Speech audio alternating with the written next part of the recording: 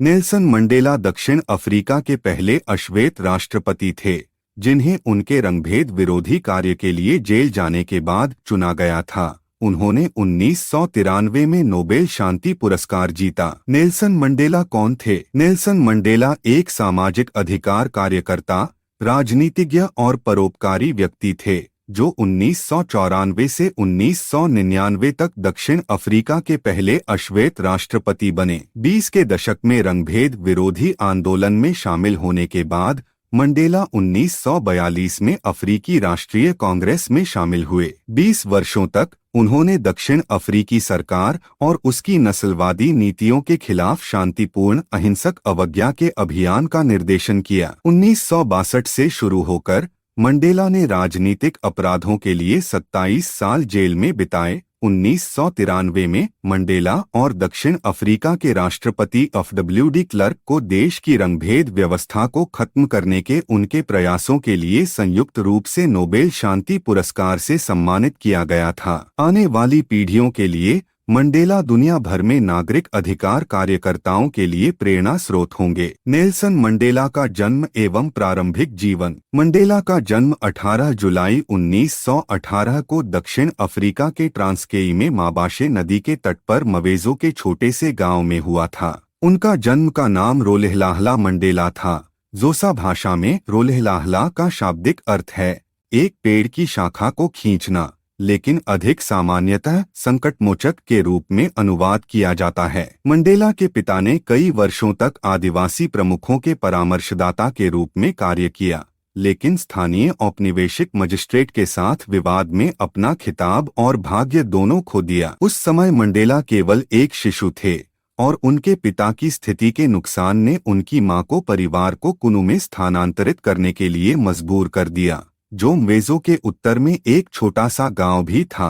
गांव एक घास वाली घाटी में बसा हुआ था। वहां कोई सड़क नहीं थी, केवल फुटपाथ थे जो चरागाहों को जोड़ते थे जहां पशु चरते थे। परिवार झोपड़ियों में रहता था और मक्का, शरबत, कद्दू और फलियों की एक स्थानीय फसल खाता था जो कि फ्री में खा सकते थे। पानी झरनों और झरनों से आता था और बाहर खाना पकाया जाता था। मंडेला बचपन में ऐसे खेल खेला करते थे जिसमें उन्होंने पेड़ की शाखाओं और मिट्टी सहित उपलब्ध प्राकृतिक सामग्रियों से बने खिलौनों के साथ परिदृश्यों का अभिनय किया। नेल्सन मंडेला की शिक्षा। अपने पिता के एक मित्र के सुझाव पर मंडेला ने मेथोडिस्ट चर्च में एडमिशन ले लिया। वह स्कूल जाने वाले अपने परिवार के पहले व्यक्ति बन गए, जैसा कि उस समय प्रथा थी, और शायद दक्षिण अफ्रीका में ब्रिटिश शिक्षा प्रणाली के पूर्वाग्रह के कारण मंडेला के शिक्षक ने उन्हें बताया कि उनका नया पहला नाम नेल्सन होगा। जब मंडेला 12 साल के थे,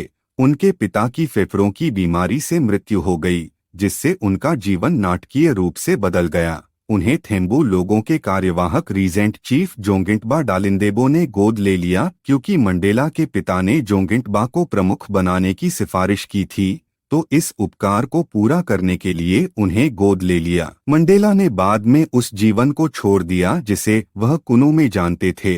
उन्हें लगा कि वह अपने गांव को फिर कभी नहीं देख पाएंगे। इस तरह वो थेम्बुलैंड की प्रांतीय राजधानी मखेकेज़वेनी चले गए। हालांकि वह अपने प्यारे गांव कुनु को नहीं भूले थे, लेकिन उन्होंने जल्दी ही मखेकेज़वेनी के नए जीवन के अनुकूल हो गए। मंडेला को रीजेंट के 2 अन्य बच्चों जस्टिस और बेटी नोमाफू के समान दर्जा और जिम्मेदारियां दी गईं। मंडेला ने महल के बगल में एक कमरे के स्कूल में अंग्रेजी, इतिहास और भूगोल का अध्ययन किया। इस अवधि के दौरान था कि मंडेला ने अफ्रीकी इतिहास में रुचि विकसित की। बड़े लोग जो महल में आया करते थे, उनकी बातें सुनकर उन्होंने सीखा कि कैसे गोरे लोगों के आने के पहले तक अफ्रीकी लोग सापेक्ष शांति से रहते थे। बड़ों के अनुसार दक्षिण अफ्रीका के बच्चे पहले भाई के रूप में रहते थे, लेकिन गोरे लोगों ने इस संगति को तोड़ दिया था। जहां अश्वेत लोगों ने अपनी जमीन, हवा और पानी को गोरे लोगों के साथ साझा किया, वहीं गोरे लोगों ने इन सभी चीजों को अपने लिए ले लिया। नेल्सन मंडेला की राजनीतिक जागृति। जब मंडेला 16 साल के थे, तब उनके लिए सरकमसिजन करने के लिए पारंपरिक अफ्रीकी खतना अनुष्ठान में भाग लेने का समय था। खतना की रस्म सिर्फ एक प्रक्रिया थी, बल्कि सरकमसिजन की तैयारी में एक विस्तृत अनुष्ठान था। अफ्रीकी परंपरा में सर्कमसिजन के बिना कोई भी व्यक्ति अपने पिता की संपत्ति को विरासत में नहीं ले सकता, शादी नहीं कर सकता या आदिवासी रीति रिवाजों को पूरा नहीं कर सकता। मंडेला ने 25 अन्य लड़कों के साथ समारोह में भाग लिया। उन्होंने अपने लोगों के रीति रिवाजों में भाग लेने के अवसर का स्वागत किया और इस परिवर्तन करने के लिए तैयार महसूस किया। एक कार्यवाही के दौरान उनका जीवन का विचार ही बदल गया, जब एक समारोह में मुख्य वक्ता चीफ मेलिककिली ने युवकों के बारे में दुख की बात कही, यह समझाते हुए कि वे अपने ही देश में गुलाम थे क्योंकि उनकी जमीन पर गोरे लोगों का नियंत्रण था। उनके पास कभी भी खुद पर शासन करने की शक्ति नहीं होगी। इतना सुन के मंडेला ने स्वतंत्र दक्षिण अफ्रीका के लिए अपना संकल्प तैयार करना शुरू कर दिया। नेल्सन मंडेला का विश्वविद्यालय जीवन। रीजेंट जोंगिंटबा की संरक्षकता के तहत मंडेला को एक प्रमुख के रूप में नहीं बल्कि परामर्शदाता के रूप में उच्च पद संभालने के लिए तैयार किया गया था। थम्बू रॉयल्टी के रूप में मंडेला ने Wesleyan mission school, Clarkebury boarding institute और वेस्लेयन कॉलेज में भाग लिया, जहां उन्होंने बाद में कहा उन्होंने सादा कड़ी मेहनत के माध्यम से अकादमिक सफलता हासिल की। उन्होंने ट्रैक और बॉक्सिंग में भी उत्कृष्ट प्रदर्शन किया। मंडेला को शुरू में उनके वेस्लेयन सहपाठियों द्वारा देश के लड़के के रूप में मजाक उड़ाया गया था, लेकिन अंततः उनकी पहली महिला मित्र मथोना सहित कई छात्रों के साथ दोस्ती हो गई। 1939 में मंडेला ने विश्वविद्यालय में दाखिला लिया। फोर्ट हरे उस समय दक्षिण अफ्रीका में अश्वेत लोगों के लिए उच्च शिक्षा का एकमात्र आवासीय केंद्र। फोर्ट हरे को अफ्रीका के हार्वर्ड के समकक्ष माना जाता था, जो अफ्रीका के सभी हिस्सों से लोगों को आकर्षित करता था। विश्वविद्यालय में अपने पहले वर्ष में मंडेला ने आवश्यक पाठ्यक्रम लिया, लेकिन एक क्लर्क के रूप में सिविल सेवा में करियर की तैयारी के लिए रोमन डच कानून का पठन किया। उस समय एक अश्वेत व्यक्ति को प्राप्त होने वाला सबसे अच्छा पेशा माना जाता था। फोर्ट हरे में अपने दूसरे वर्ष में मंडेला छात्र प्रतिनिधि परिषद के लिए चुने गए। कुछ समय से छात्र एसआरसी के पास रखे भोजन और बिजली की कमी से असंतुष्ट थे। इस चुनाव के दौरान अधिकांश छात्रों ने जब तक उनकी मांगें पूरी नहीं की गईं, तब तक उन्होंने बहिष्कार के लिए मतदान किया। छात्र बहुमत के साथ संरेखित करते हुए मंडेला ने अपने पद से इस्तीफा दे दिया। इसे अवज्ञा के कार्य के रूप में देखते हुए विश्वविद्यालय ने शेष वर्ष के लिए मंडेला को निष्कासित कर दिया और उन्हें एक अल्टीमेटम दिया।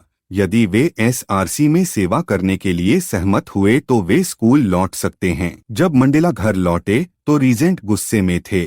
उन्होंने स्पष्ट रूप से कहा कि उसे अपना निर्णय छोड़ना होगा और वापस स्कूल जाना होगा। मंडेला के घर लौटने के कुछ हफ्ते बाद रीजेंट जोंगिंटबा ने घोषणा की कि उन्होंने अपने पुत्र के लिए एक शादी की प्लानिंग की है। रीजेंट यह सुनिश्चित करना चाहता था कि मंडेला का जीवन ठीक से नियोजित था। इस खबर से स्तब्ध मंडेला के पास आदेश का पालन करने के अलावा और कोई विकल्प नहीं था।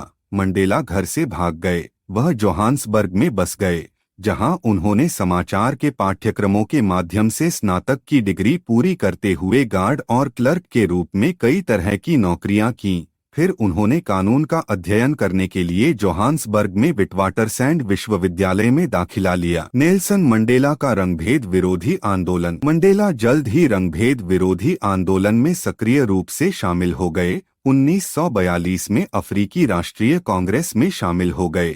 एएनसी के भीतर युवा अफ्रीकियों के एक छोटे समूह ने खुद को African national Congress youth league कहते हुए एक साथ बैंड किया। उनका लक्ष्य लाखों ग्रामीण किसानों और मेहनतकश लोगों से शक्ति प्राप्त करते हुए एएनसी को एक जनजमीनी आंदोलन में बदलना था, जिनकी कोई आवाज नहीं थी। वर्तमान शासन के तहत विशेष रूप से समूह का मानना था कि एएनसी की विनम्र याचिका की पुरानी रणनीति अप्रभावी थी। 1949 में एएनसी ने आधिकारिक तौर पर यूथ लीग के बहिष्कार, हड़ताल, सविनय अवज्ञा और असहयोग के तरीकों को अपनाया, जिसमें पूर्ण नागरिकता, भूमि का पुनर्वितरण, ट्रेड यूनियन अधिकार और सभी बच्चों के लिए मुफ्त और अनिवार्य शिक्षा के नीतिगत लक्ष्य शामिल थे। 20 वर्षों तक मंडेला ने 1952 अवज्ञा अभियान और 1955 कांग्रेस ऑफ द पीपल सहित दक्षिण अफ्रीकी सरकार और उसकी नस्लवादी नीतियों के विरुद्ध शांतिपूर्ण अहिंसक अवज्ञा का निर्देशन किया। उन्होंने ओलिवर टैम्बो, जो एक शानदार छात्र था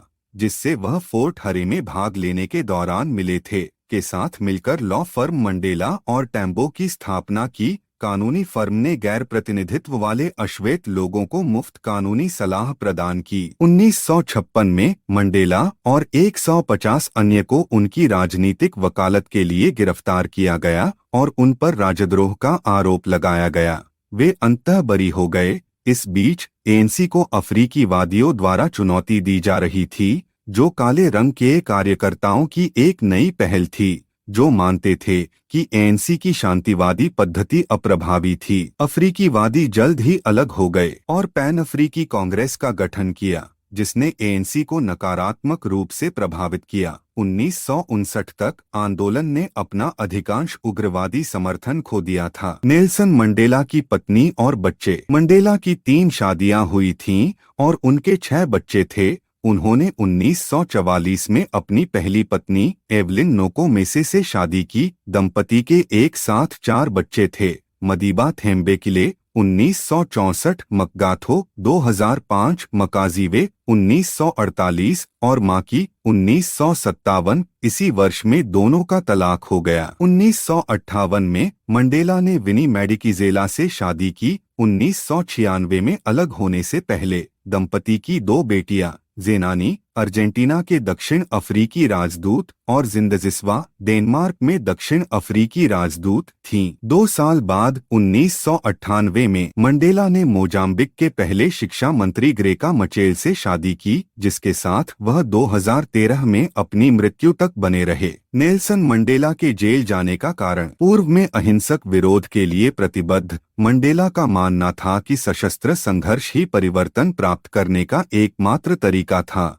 1961 में मंडेला ने उमखोंटो वी सिज़वे की सहस्थापना की, जिसे एमके के नाम से भी जाना जाता है, जो रंगभेद को समाप्त करने के लिए तोड़फोड़ और छापामार युद्ध रणनीति का उपयोग करने के लिए समर्पित एएनसी की एक सशस्त्र शाखा है। 1961 में मंडेला ने 3 दिवसीय राष्ट्रीय कार्यकर्ताओं की हड़ताल की योजना बनाई। अगले वर्ष हड़ताल का नेतृत्व करने के लिए उन्हें गिरफ्तार कर लिया गया और उन्हें 5 साल जेल की सजा सुनाई गई। 1963 में मंडेला पर फिर से मुकदमा चलाया गया। इस बार उन्हें और 10 अन्य एएनसी नेताओं को तोड़फोड़ सहित राजनीतिक अपराधों के लिए आजीवन कारावास की सजा सुनाई गई थी। मंडेला ने नवंबर 1962 से फरवरी 1990 तक 27 साल जेल में बिताए। वह रॉबेन द्वीप पर 27 साल में से 18 साल जेल में रहे। इस समय के दौरान उन्होंने तपेदिक का अनुबंध किया और एक काले राजनीतिक कैदी के रूप में जेल कर्मियों से निम्नतम स्तर का उपचार प्राप्त किया। हालांकि कैद में रहते हुए मंडेला लंदन विश्वविद्यालय के पत्राचार कार्यक्रम के माध्यम से कानून में स्नातक की डिग्री हासिल करने में सफल हो गए। दक्षिण अफ्रीकी खुफिया एजेंट गॉर्डन विंटर के 1981 के एक संस्मरण में दक्षिण अफ्रीकी सरकार द्वारा मंडेला के भागने की व्यवस्था करने के लिए एक साजिश का वर्णन किया गया है, ताकि उन्हें भागने के दौरान गोली मार दी जा सके। ब्रिटिश खुफिया विभाग ने साजिश को नाकाम कर दिया। मंडेला अश्वेत प्रतिरोध का इतना शक्तिशाली प्रतीक बने रहे कि उनकी रिहाई के लिए एक समन्वित अंतर्राष्ट्रीय अभियान शुरू किया गया और समर्थन के इस अंतर्राष्ट्रीय आधार ने वैश्विक राजनीतिक समुदाय में मंडेला की शक्ति और सम्मान का उदाहरण दिया। 1982 में मंडेला और अन्य एएनसी नेताओं को पोल्समूर जेल में ले जाया गया ताकि उनके और दक्षिण अफ्रीकी सरकार के बीच संपर्क हो सके। 1985 में राष्ट्रपति पीडब्ल्यू बोथा ने सशस्त्र संघर्ष को त्यागने के बदले में मंडेला की रिहाई की पेशकश की। मंडेला ने प्रस्ताव को सिरे से ठुकरा दिया। एफ.डब्ल्यू. डी क्लार्क उनकी रिहाई के लिए बढ़ते स्थानीय और अंतर्राष्ट्रीय दबाव के साथ सरकार ने आने वाले वर्षों में मंडेला के साथ कई वार्ताओं में भाग लिया। लेकिन कोई समझौता नहीं हुआ। यह तब तक नहीं था जब तक बोथा को आघात नहीं लगा और फ्रेडरिक विलेम डी क्लर्क द्वारा प्रतिस्थापित किया गया था कि मंडेला की रिहाई की घोषणा अंततः 11 फरवरी 1990 को की गई थी। डी क्लर्क ने एएनसी पर प्रतिबंध भी हटा दिया, राजनीतिक समूहों पर प्रतिबंध हटा दिया और फांसी को निलंबित कर दिया। जेल से रिहा होने पर मंडेला ने तुरंत विदेशी शक्तियों से संवैधानिक सुधार के लिए दक्षिण अफ्रीकी सरकार पर अपना दबाव कम नहीं करने का आग्रह किया, जबकि उन्होंने कहा कि वह शांति की दिशा में काम करने के लिए प्रतिबद्ध हैं। उन्होंने घोषणा की कि एएनसी का सशस्त्र संघर्ष तब तक जारी रहेगा जब तक कि काले रंग के लोगों वाले बहुमत को वोट देने का अधिकार नहीं मिल जाता। 1991 में मंडेला को अफ्रीकी राष्ट्रीय कांग्रेस का अध्यक्ष चुना गया, जिसमें आजीवन मित्र और सहयोगी ओलिवर टैम्बो राष्ट्रीय अध्यक्ष के रूप में कार्यरत थे। नोबेल शांति पुरस्कार 1993 में मंडेला और राष्ट्रपति डी क्लार्क को संयुक्त रूप से दक्षिण अफ्रीका में रंगभेद को खत्म करने की दिशा में उनके काम के लिए नोबेल शांति पुरस्कार से सम्मानित किया गया था। मंडेला के जेल से रिहा होने के बाद उन्होंने देश के पहले बहुजातीय चुनावों के लिए राष्ट्रपति डी क्लार्क के साथ बातचीत की। श्वेत दक्षिण अफ्रीकी सत्ता साझा करने के इच्छुक थे, लेकिन कई काले दक्षिण अफ्रीकी सत्ता का पूर्ण हस्तांतरण चाहते थे। वार्ता अक्सर तनावपूर्ण थी और एएनसी नेता क्रिस हानी की हत्या सहित हिंसक विस्फोटों की खबरें पूरे देश में जारी रहीं।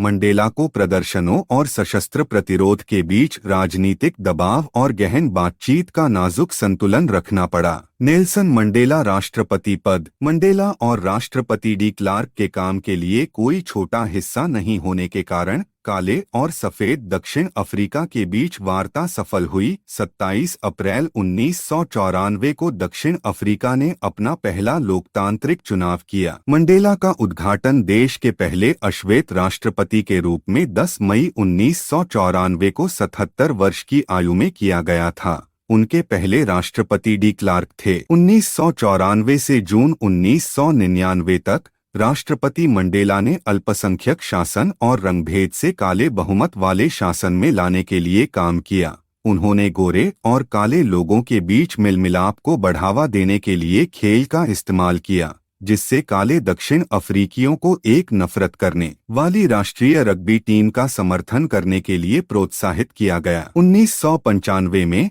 दक्षिण अफ्रीका रग्बी विश्व कप की मेजबानी करके विश्व मंच पर आया, जिसने युवा गणराज्य को और मान्यता और प्रतिष्ठा दिलाई। उस वर्ष मंडेला को ऑर्डर ऑफ मेरिट से भी नवाजा गया था। अपनी अध्यक्षता के दौरान मंडेला ने दक्षिण अफ्रीका की अर्थव्यवस्था को पतन से बचाने के लिए भी काम किया। उनकी पुनर्निर्माण और विकास योजना के माध्यम से दक्षिण अफ्रीकी सरकार ने नौकरियों, आवास और बुनियादी स्वास्थ्य देखभाल के निर्माण को वित्त पोषित किया। 1996 में मंडेला ने राष्ट्र के लिए एक नए संविधान पर हस्ताक्षर किए, बहुमत के शासन के आधार पर एक मजबूत केंद्र सरकार की स्थापना की और अल्पसंख्यकों के अधिकारों और अभिव्यक्ति की स्वतंत्रता दोनों की गारंटी दी। नेल्सन मंडेला सेवानिवृत्ति और बाद का जीवन। 1999 के आम चुनाव तक मंडेला ने सक्रिय राजनीति से संन्यास ले लिया था। हालांकि उन्होंने अपनी नींद के माध्यम से दक्षिण अफ्रीका के ग्रामीण इलाकों में स्कूलों और क्लिनिकों के निर्माण के लिए धन जुटाने और बुरुंडी के गृहयुद्ध में मध्यस्थ के रूप में सेवा करने के लिए एक व्यस्त कार्यक्रम बनाए रखा। मंडेला को 2001 में प्रोस्टेट कैंसर का पता चला था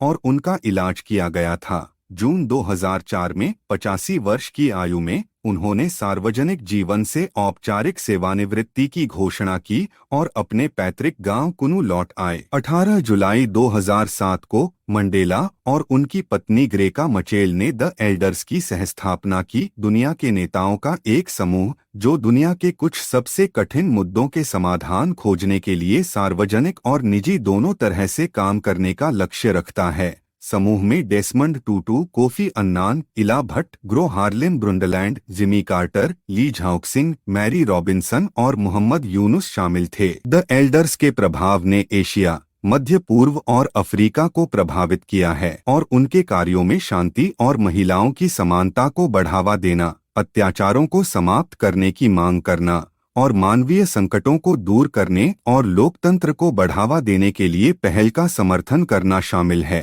राष्ट्रीय और वैश्विक दोनों स्तरों पर शांति और समानता की वकालत करने के अलावा अपने बाद के वर्षों में मंडेला एड्स के खिलाफ लड़ाई के लिए प्रतिबद्ध रहे। उनके बेटे मकगाथो की 2005 में इस बीमारी से मृत्यु हो गई थी। नेल्सन मंडेला का बराक ओबामा के साथ संबंध। मंडेला ने 2010 में दक्षिण अफ्रीका में विश्व कप के फाइनल मैच में अपना अंतिम सार्वजनिक संबोधित किया। वह अपने बाद के वर्षों में काफी हद तक सुर्खियों से बाहर रहे। उन्होंने अपना अधिकांश समय जोहान्सबर्ग के दक्षिण में कुनु के अपने बचपन के समुदाय में बिताने का विकल्प चुना। हालांकि उन्होंने 2011 में दक्षिण अफ्रीका की अपनी यात्रा के दौरान राष्ट्रपति बराक ओबामा की पत्नी, अमेरिकी प्रथम महिला मिशेल ओबामा के साथ मुलाकात की। बराक ओबामा जब इलिनॉइस के एक जूनियर सीनेटर मंडेला के साथ संयुक्त राज्य अमेरिका की 2005 यात्रा पर थे, उस दौरान भी मिले थे। नेल्सन मंडेला की मौत। मंडेला का 5 दिसंबर 2013 को 95 वर्ष की आयु में दक्षिण अफ्रीका के जोहान्सबर्ग में उनके घर में निधन हो गया।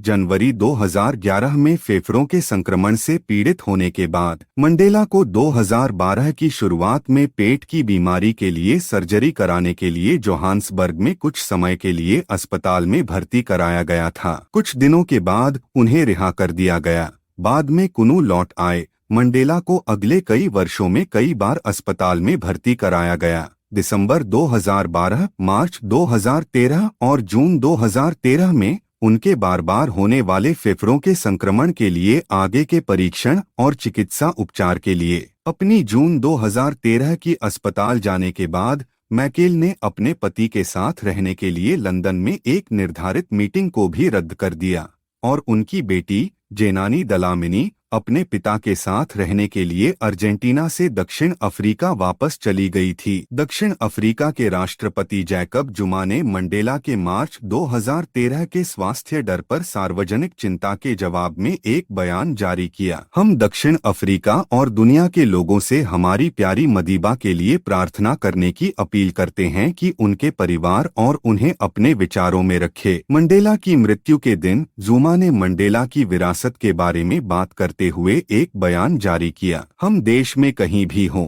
दुनिया में हम कहीं भी हों, आइए हम एक ऐसे समाज के बारे में उनके दृष्टिकोण की पुष्टि करें जिसमें कोई भी शोषित, उत्पीड़ित या दूसरे द्वारा बेदखल होने से बचें। नेल्सन मंडेला की मूवी और किताबें। 1994 में मंडेला ने अपनी आत्मकथा लॉन्ग वॉक टू फ्रीडम प्रकाशित की, जिसका अधिकांश भाग उन्होंने जेल में रहते हुए गुप्त रूप से लिखा था। इस पुस्तक ने 2013 की film Mandela long walk to freedom को प्रेरित किया। उन्होंने अपने जीवन और संघर्षों पर कई किताबें भी प्रकाशित की। उनमें no easy walk to freedom, Nelson Mandela, the struggle is my life और नेल्सन मंडेला की पसंदीदा अफ्रीकी लोक कथाएं शामिल है। नेल्सन मंडेला दिवस। 2009 में मंडेला के जन्मदिन 18 जुलाई को मंडेला दिवस घोषित किया गया था, जो वैश्विक शांति को बढ़ावा देने और दक्षिण अफ्रीकी नेता की विरासत का जश्न मनाने के लिए एक अंतर्राष्ट्रीय दिवस था।